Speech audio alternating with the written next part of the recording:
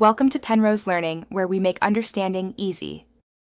You'll begin by opening Deepseek and creating a new project with your desired canvas size and aspect ratio. Upload at least one reference image or choose a preset to anchor the style, and set a seed so you can reproduce results. Then pick the image model and define sampling steps plus the guidance scale. These control quality and fidelity. Once done, apply an initial prompt and run a short test render so you can iterate quickly and see the baseline output.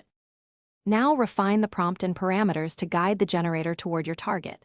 You should add concrete adjectives, composition and camera terms, and iterative constraints to sharpen intent. Adjust sampling method, denoising strength, and attention maps to influence detail and texture. Smaller denoise gives fidelity, higher denoise allows more creativity. Use region masks and prompt weights to focus edits on specific areas. As you tweak, run medium. To finish, export your best variant in high resolution with the correct color profile and file format for delivery. Compare multiple seed variants and batch renders to select the optimal image, and apply final touch-ups or upscaling if needed.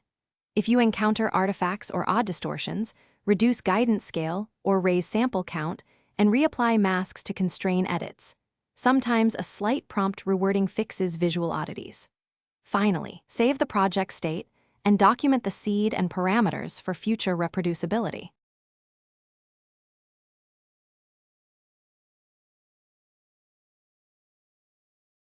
Thanks for watching. If this was helpful, leave a like and consider subscribing. See you next time.